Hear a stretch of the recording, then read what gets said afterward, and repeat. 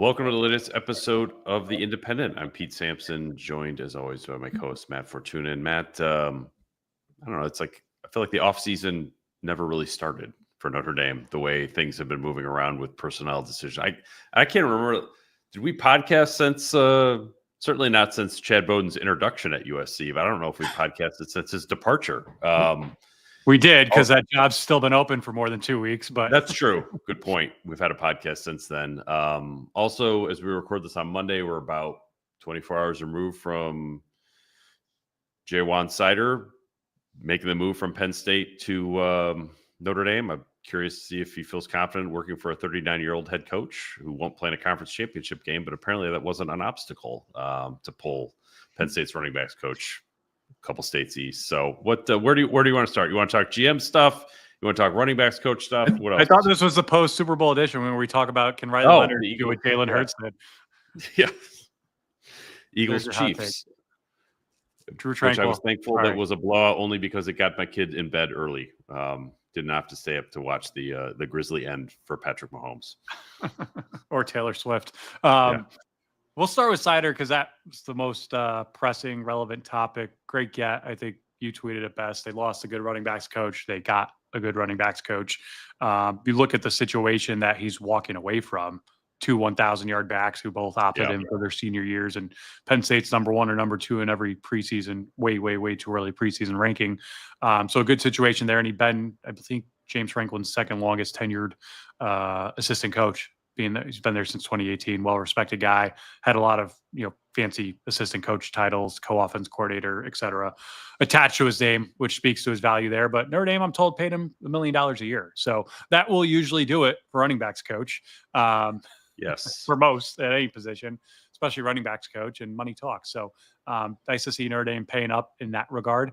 And, full steam ahead. I mean, they've got, I think, I say this because I think he's good enough, a legitimate Heisman candidate in Jeremiah Love. I'd be surprised if he wins it because I just don't see Notre Dame utilizing any offensive player enough to get into that stat range that you need to be in for.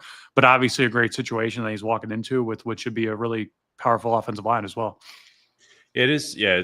He leaves one of the few running backs rooms, maybe the only running back room that I would say is better than Notre Dame's. Going into the next year, that's probably the only one. Yeah. So that's impressive that you could convince a guy to do that. And yeah, I feel like, look, it's not like a running backs coach is going to make or break your staff. Notre Dame should always have a good one. For the most part, since I've been covering them, they have. Tony Alford, who could have been coming back for he was their first choice, and they upped him a lot of money too. We were both told that was the first choice. I had been told like that was they were moving quickly on that one. Ultimately decided to stay at Michigan. But my point being more like Tony Alford, I think Lance Taylor was a really good running backs coach. Clearly, Deland McCullough was a really good running backs coach. Like, it's not that hard to find one. You just got to make sure that you do it. And I think this is, I feel like our podcast has been banging the drum for like, hey, Notre Dame is serious and all in a way that they haven't been in a long time. And sometimes people get tripped up on what's has or has not happened with the GM types hires or lack of thereof. But look, in terms of assistant coaches, like Notre Dame is paying either close or at the top of the market. Like, I don't know. Is there another $1 million running backs coach out there? I'm not aware of one. I'm not aware. Alford, I think, said $850 at Michigan and probably would have gone close to, if not $1 million from Notre Dame if he came there. But yeah, I mean, that's a lot. I wonder what title they'll give him as well, because I do think there's a big gap between the coordinators at Notre Dame and everyone else at Notre Dame. And I think $1 million for running backs coach is certainly a big or serious move. But I don't think it from the outside looking in, it's still hard for me to, and I don't think they lost James Blanchard because of money, but still hard for me. Like when we talk about being serious at football, I don't know how you have your preferred GM candidate go on 2 weeks of interviews and he ultimately decides not to go with you. Like, I think you termed it a recruiting loss, which I think is ultimately the best way to frame it, because we don't know how good or bad this guy is, and we don't really know what the market is. But I just think going so public with that leaves you scratching your head a little bit, but then you erase all doubts, you overcorrect, if you will. We saw not to compare everything 2 years ago, but we saw that with the Andy Ludwig thing. They lost him because they didn't have their stuff together, and then they paid a massive buyout to get Micah Shrewsbury for basketball a couple of months later. I think you see this at Notre Dame, in starts and stops. But I don't know if there was anyone. I guess maybe Tony Alford because he knows the place, but I don't know if there's anyone better you could have gotten out there for this position. At a position that, again, I don't want to devalue, but running back coaches are on the move a lot. They come and go a lot. I don't think anyone was surprised that Deland McCullough ultimately left, obviously for the NFL to step up. But, I think it can be a rather anonymous position on a staff that in many cases has a lot of egos on it, not this particular Notre Dame staff, but it's the guy you might hear from the least. And getting the guy from probably the best running back room in America right now, who you just beat in the playoff, is a major get. Yeah, look, Deland McCullough, lest we forget, like he almost left before he showed up. Like he had Giants, right? He took the job and then almost left for the Giants immediately, right, and then decided to stay. Ja'Juan could have stayed with my boys if only Deland had been there. He would have convinced Saquon to stay in New York. I think that Deland McCullough did a really good job at Notre Dame. Like they had a good sort of vibe in that room where you had multiple people invested at a spot where it's easy to lose, sort of attention span, played a lot of guys, you sort of redevelop what the running game is from Audric Estime to Jeremiah Love, two completely different running backs. You managed Logan Diggs successfully for a while, and ultimately, frankly, found guys who are better than him. It's, I think it's cliche to say like you leave the room better than you found it, because I feel like everyone says that when they leave, but in this case, he did. And like Lance Taylor left the room better than he found it, when he showed up. So Notre Dame has had good running back coaches in the past. I think that, Jaywan Cider is just the next one. And that's not to diminish, frankly, what is kind of a home run-ish hire, but like Notre Dame should be hitting home run hires. Like it's freaking Notre Dame. They went to the national championship game. Like where else are you wanting to work at this point? Especially when it's Jeremiah Love and Jadarian Price. It's like you recruiting after them could use a boost, but Aeneas Williams, Kedron Young, there's at least Nolan James Jr. There's at least guys you're interested in. So I feel like it's sort of keeps Notre Dame in a healthy spot.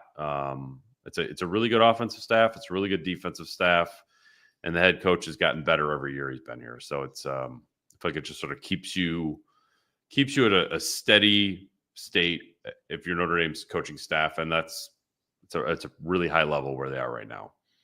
I agree. And you kept mentioning Lance Taylor. It's funny. He hired Chris O'Leary, a huge get from the Chargers, formerly of Notre Dame safeties coach, going to be the defensive coordinator at Western Michigan. See the whole old gang getting back together in Kalamazoo. By the way, I've been scrolling the USA Today salary database as you were talking to try to find $1 million running back coach. I'm not there yet, although there are position coaches with co-OC titles, such as Brian Hartline, who was at 1.6 last year and now going to be the full-time OC, probably getting more.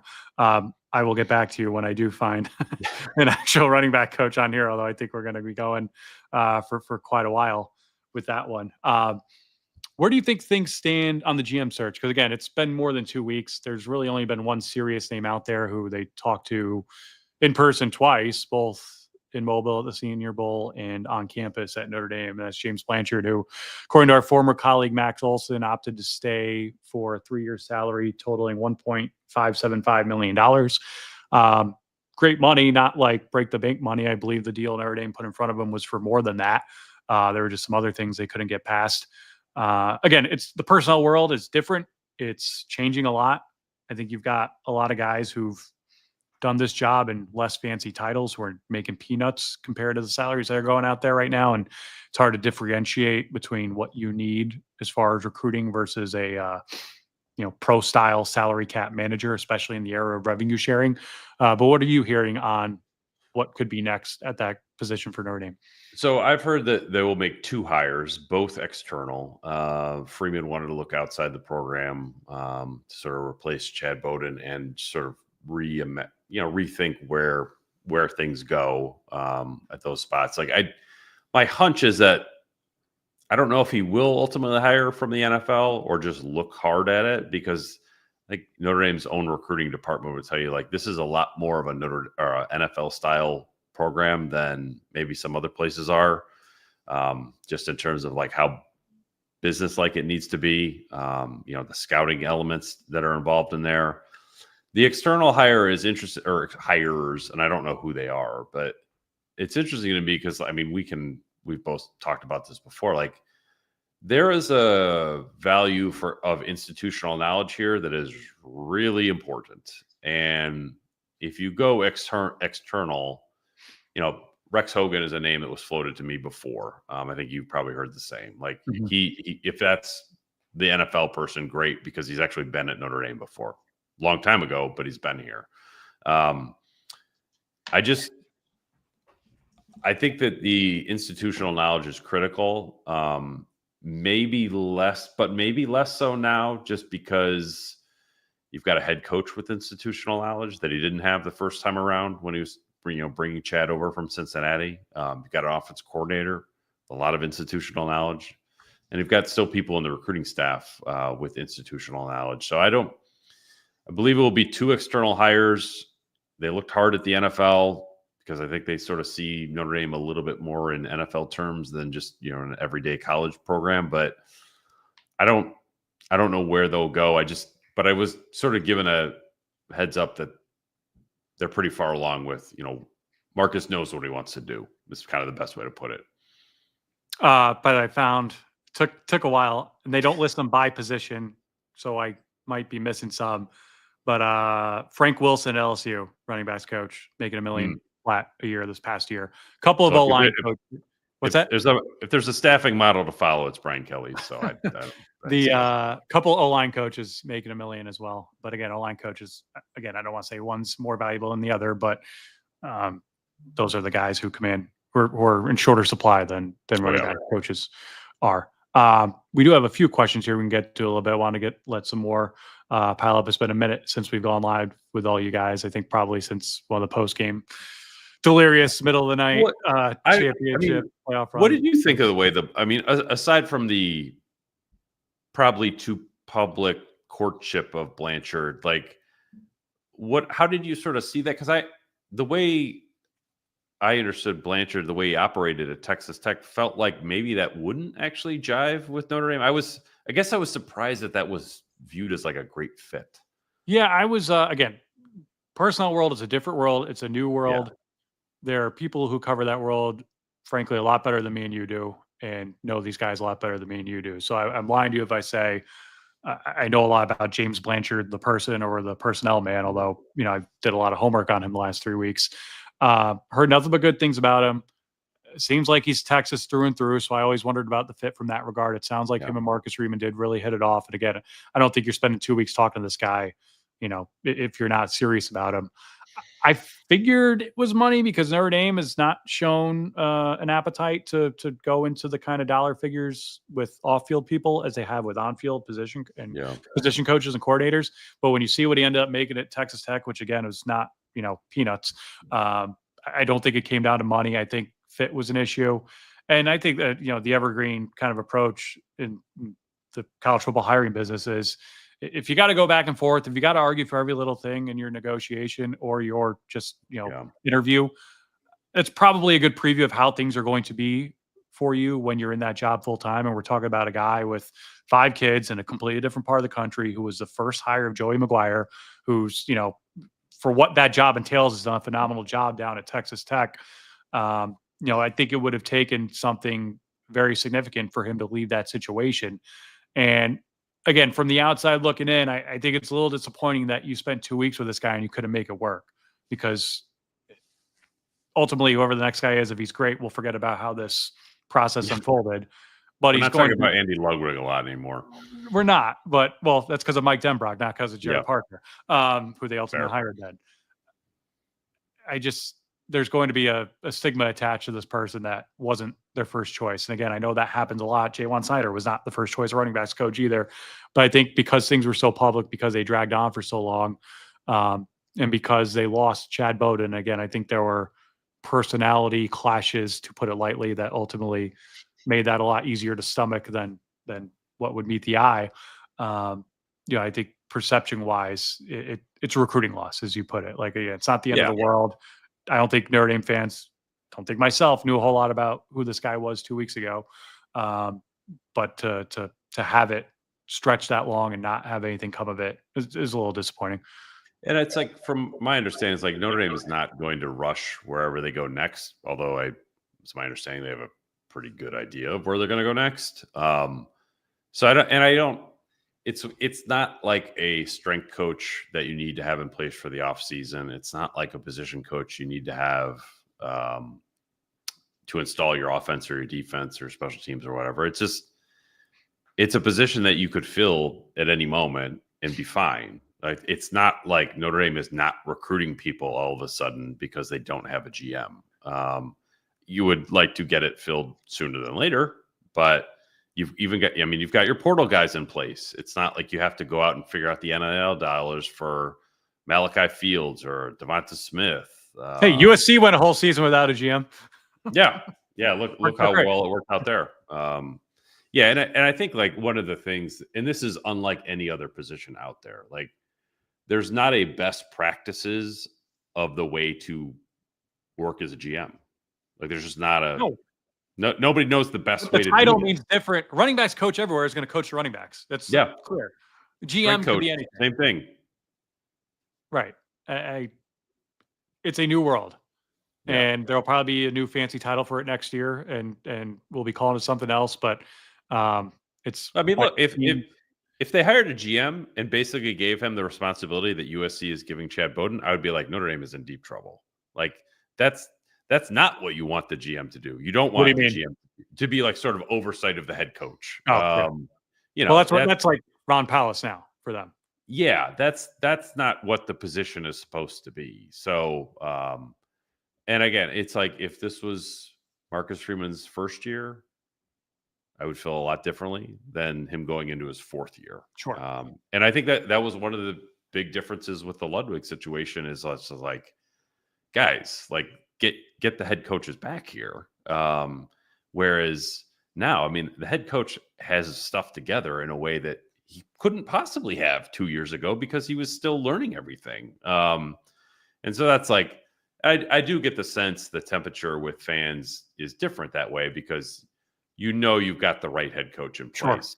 Sure. In a way, 3 years ago, you were hoping you had the right head coach in place. 4 months ago, I mean, how many times did we preview the 2024 season saying, like, all right, it's extension or bust this year, right? Yeah. And that was answered in the affirmative, and he got that extension before they went on the playoff run even, which was also very impressive, if not the savviest negotiating point on his part. But he's got a lot of juice there right now. I imagine he has more juice right now than probably any Notre Dame coach has ever had. I can't speak to, like, the era years, but as far as having people have his back and having the credibility to represent the place the right way off the field and win a lot of games on it. If he wants something, I think he's got the wherewithal and the support to fight for it till the end and see it through and see if he can get it. At least that would be my interpretation of the situation. Absolutely. Before we get to questions, I want to remind everyone to subscribe to us on Apple, Spotify, or wherever you get your podcasts. Subscribe to our YouTube channel as well, so you can interact with us. See my freshly shaven face kind of after 3 months. Freshly? Kind of. I actually paid someone to do it and didn't do it myself, so I feel a little more. You've removed your playoff beard, is what you're saying. Exactly. But appreciate everyone tuning in every week on YouTube and continuing to submit some questions. And a reminder, if you'd like some independent merchandise, please go to obviousshirts.com, a tremendous partner of ours.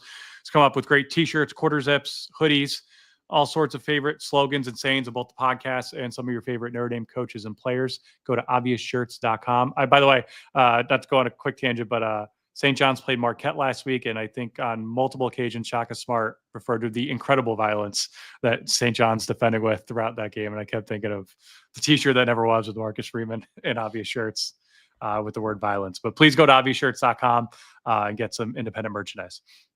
And once you're done there, you can go to rollback.com for 20% off your first order with promo code Irish. Hoodies, now they got workout gear, joggers, polos, quarter zips, hats, some youth apparel as well. Also Notre Dame officially licensed apparel that you saw in Riley Leonard and Benjamin Morrison last year.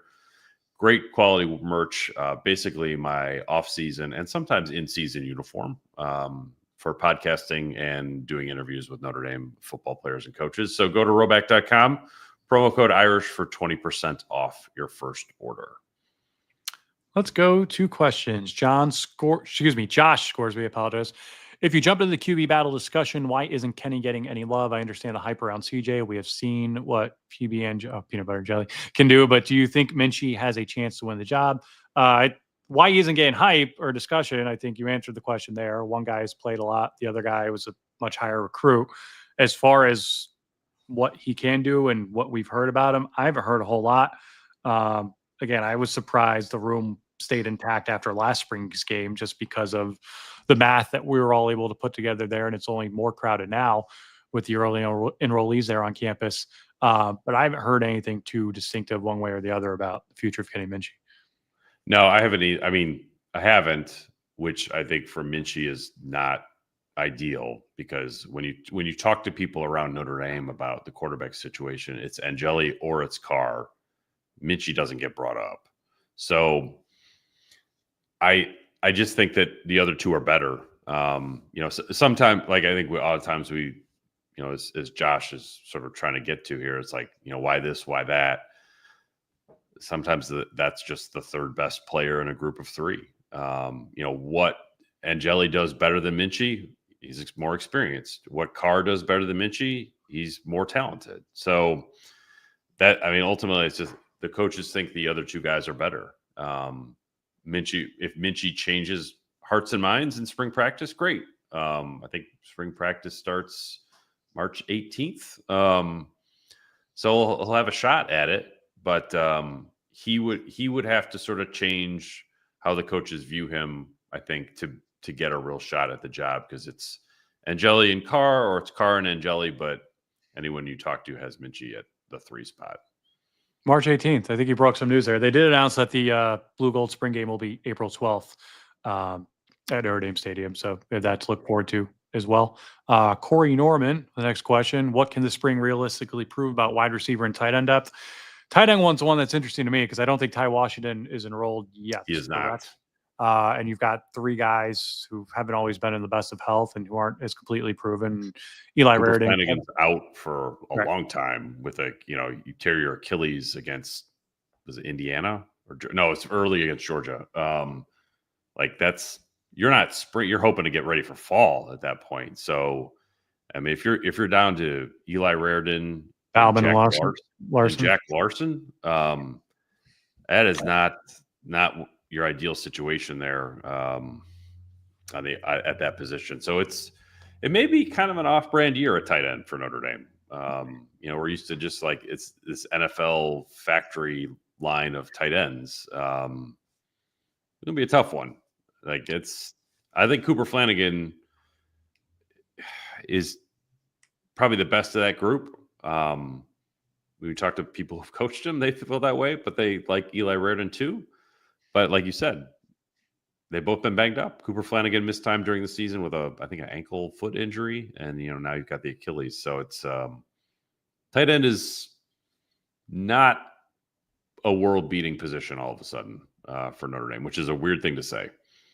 Maybe Washington comes in and renders all this smooth from day one in August camp, but we're a long way from there. And then the receiver position, I don't think it'll be drastically different from this year, at least in the spring. I think Jaden Greathouse, the way he showed out in the playoff, shows you that you have a guy you can at least build around. I think you've got a couple of freshmen in there right now. I don't know what the realistic expectations are for them early on. Historically, that's been the toughest position to crack as a freshman, despite ample opportunity, in my opinion. And I don't think you'll see much of Jordan Faison, given the lacrosse season going on at the same time as well. Maybe a 3-peat that can actually be completed, unlike last night. That and Matt McClung in the dunk contest. Will Pauling, though, from Wisconsin, is here. And, the experience that he brings to that position is immense in terms of snaps played, and his production has been good. Malachi Field's not here, so it's I think if you're Notre Dame, if you're Mike Denbrock, if you're Mike Brown during spring ball, what do you want to see? You want to see Will Pauling be like, all right, can you be a really solid number 2 receiver for us? And basically Jordan Faison isn't here. It's your job to go win it. If that happens, you're good. What happens at that boundary position where you need a bigger body, where Bo Collins got a lot of reps last year, Deion Colsey got some reps at the end of the year. Like, that's Malachi Field's job. But he's not here to win it right now. I think that you'd like to come out of spring knowing that Micah Gilbert is somebody who's going to come good for you. He was good enough last year that he got some work. I can't remember the game where he dropped like a sure touchdown pass. I think it was like, kind of those, it was a home game blowout. Might have been Stanford. That narrows it down. Yeah, home game blowout doesn't narrow anything down. But, and I'm talking to people close to Gilbert. They're like, he was very self-aware that he was, the line was, he's still cooking. Like, I think you'd like to see him in spring ball. Like, okay, maybe there aren't a ton of reps for this guy next year, but Micah Gilbert is the reason we're not going to take a portal guy next year, because we know he's going to be good. So show that during spring ball. The freshman, I'm with you. Like Elijah Burris is here. Jerome Bettis Jr. is here. I'm not sure. I don't think Notre Dame is looking at either of those guys as like they're going to come in and like push for time immediately, and that's fine. But like, to me, the big spring story at wide receiver, it's after Pauling being like, "Are you as good as we think you are?" It's Gilbert. Are you a guy that we can trust down the road, even if you're not ready to play a lot right now? Let me ask you this, Pete. Where do you think Cam Williams fits in the picture? Because I felt at this time last year that was a guy we heard a lot about, or at least in terms of promise. And then, yeah, we've heard that name since. No, I mean, I think I didn't hear anything about him from people I talked to around the program, other than just like, he's a long way away. And throughout last season, it was still, he's a long way away. Postseason, he's a long way away. I'm not sure that Cam Williams is going to come out of spring where Micah Gilbert is, where it's like, okay, this guy is going to click down the road. I think he's probably still developing. So Cam Williams is like a perfect Notre Dame fit kid. I remember talking to a former coach here who was recruiting. It was like, when you talk to him, you feel like you're talking to Brandon Wimbush.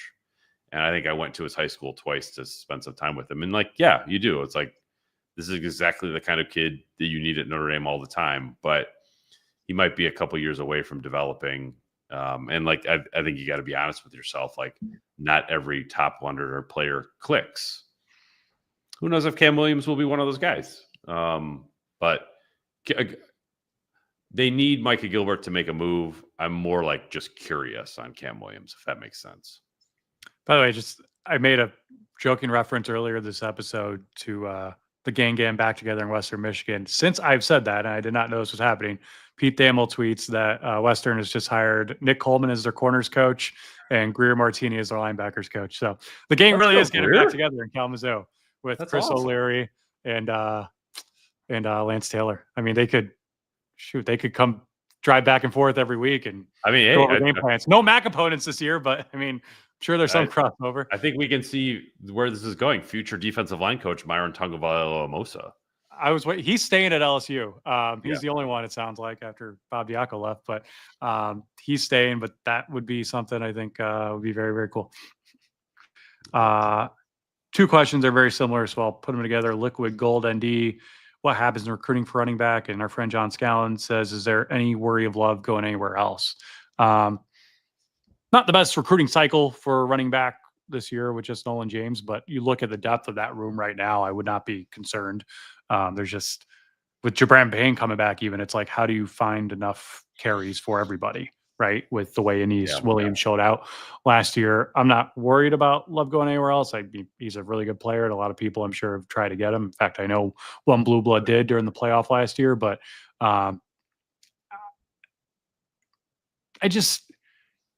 it sounds cliche, but like what's there aren't a lot of like portal flight risks, if you will, even at Notre Dame in this day and age. I know the window will open again Especially after the now, it's spring. closed, But I right? mean, after the spring, right? And Yeah. again, I think the whole like we're not going to have a spring game because we're going to advertise our good players is overrated because it's not like other coaches don't know who already is good or isn't good on your roster. But like, I mean, okay, we didn't bring him up in the receiver discussion. But like, is Tyler Buckner going to see a lot of reps at receiver with the numbers issues this year? I don't know. Yeah. It's in the spring. I don't know. I mean, I bring him up because we're talking about the post-spring transfer portal window right now. But even then, as a quarterback, busy playing lacrosse. Well, yeah, actually, yeah, good point. Never mind. Forgot that. Yeah, he it's came just back to like do that. if somebody left after spring practice, like Somewhat, by the way, a quarterback will. Like, there's just they have to. you would think Their own so. Yeah, that's probably going to happen. But like, I think as long as you're not getting like I referenced Logan Diggs earlier, like you don't want to lose a frontline player after spring ball for reasons you're like, what? Like where and why are you doing this? I heard that name in his bowl game this year for the first time in about 2 years. So, I mean, yeah, not to lose again, but it's like, all yeah, right. Notre Dame did not blink on that one. It's probably more of an NIL question than it is a coaching staff question, right? Like, as long as your NIL stuff is in order with like a player like Jeremiah Love, you're good. You're like, hey, we just hired. I'm sorry, Deland McCullough left. He was great. I know you loved him. We also hired the guy that coached up Katron Allen and Nicholas Singleton. So like, that's probably why don't you go after them post spring? Yeah, that's probably going to be pretty here. good. So I think like sort of the where does it leave the running back room is similar to every other position. It's just like as long as your NIL game is in order, and I believe Notre Dame's is like they're not at the top of the sport, but like they're in a healthy position.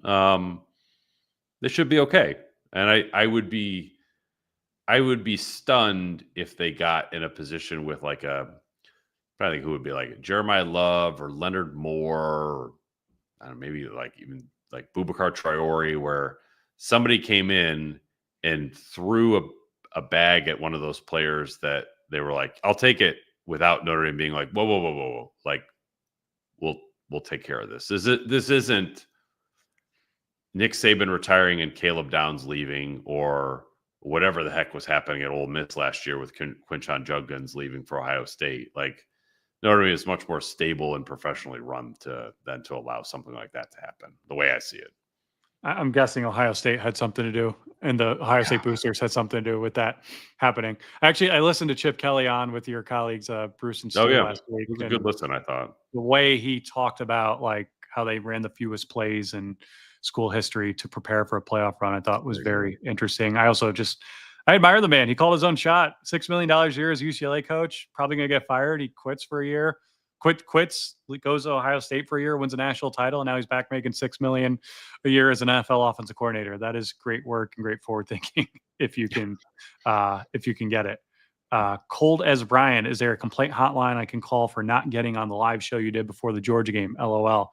You're talking to it right now, Brian. You're in. Thanks. Mr. Panther 23, on the topic we were talking about earlier. Why does ND make the coaching searches so public sometimes and so private other times? I'd rather they all be private until the hiring is official. Yeah, I think everyone would prefer that. Although, again, to go back to the Ludwig situation, they have themselves to blame for that one.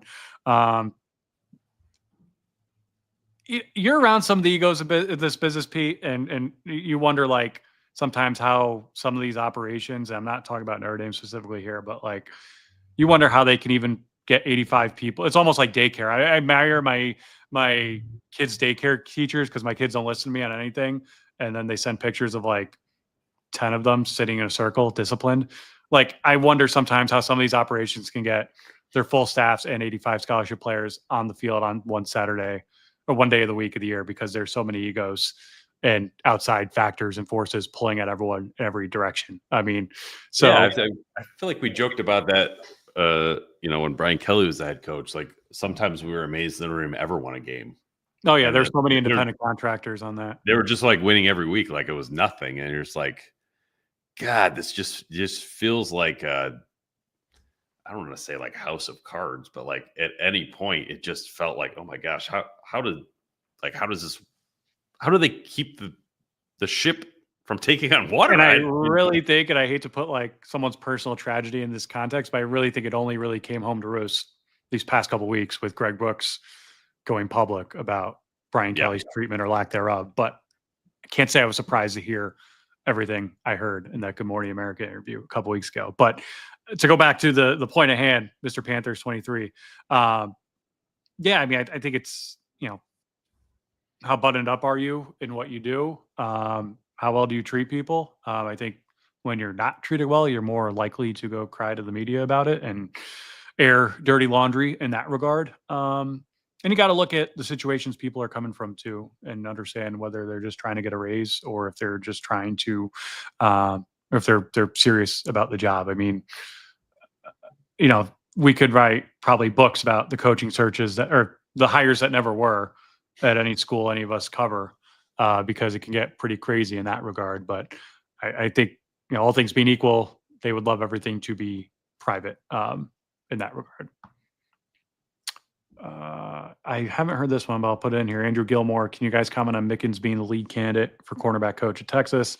It's definitely a demotion as Terry Joseph is the pass game coordinator there. This has to be sour grapes. It kind of bleeds into the last question. I've not heard this one, not saying it's not true, but I also want to look at it as sour grapes. If he's serious about Texas and Texas is serious about him, I imagine we're talking significant money. And if you've seen the tax returns going around Big Ten, SEC country this last month, that few places have money growing on trees the way that University of Texas Austin does when it comes to their athletic department. They're also, along with Penn State, and I would like Texas more in this situation, the number 1 or number 2 team on every way too early preseason top 25 poll for next year. I've not heard that one. I'm not saying it's not true. Have you heard anything? Yeah, it was. I think it was floated by Orange Bloods as like he was one of 3 or 4 names that Sarkisian was interested in.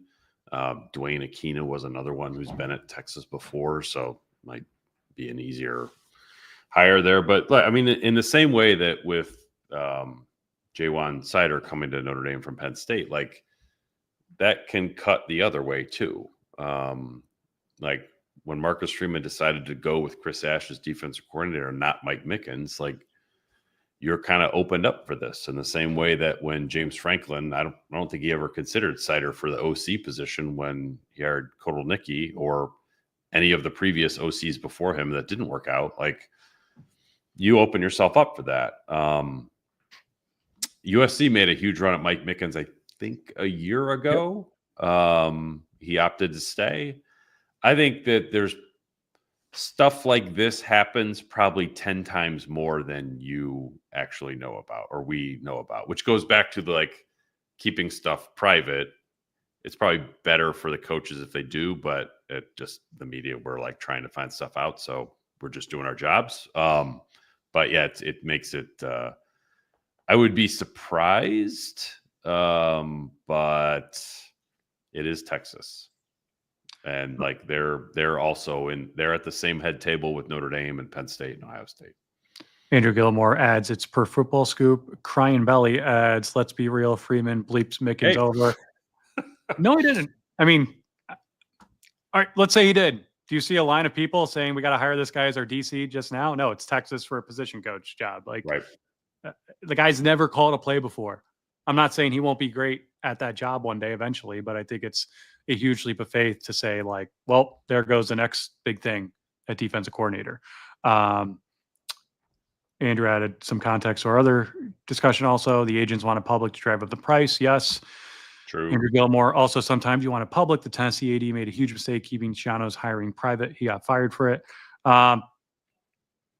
That was a very unique situation, and a lot went public during that search. We had a lot of fun at the Athletic with the open records requests of that one and the 12 different coaches that Tennessee thought they were hiring for that one. There will hopefully never be another coaching search like that one again. And it ended up with Jeremy Pruitt, who was not good. Yes, for everyone's health, including Tennessee fans. Didn't mean to, Andrew, I'm not picking on you. I just clicked this question before I read the name. Andrew Gilmore, did Chad Bowden get more credit than he deserved while at Notre Dame? Shouldn't people know Caleb Davis and Matt Jansen? First question is open into interpretation. Depending on who you ask, he didn't get enough. depending on who you did, he got way too much.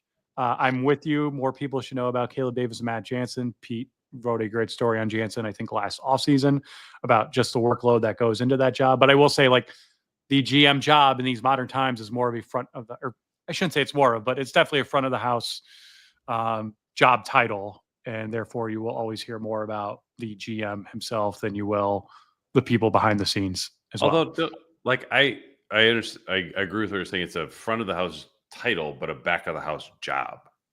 Like, I think it's depends what you're doing in it. Yeah. Again, that goes back to the point earlier. It's like, what does a GM do? We don't really know. Right. If you're jumping out of helicopters and getting kicked out of airports, and that's part of your job, which it was for Chad, good. Yeah, I just salary cap guru. I mean, I don't think the GM is supposed to be dressing up like a leprechaun.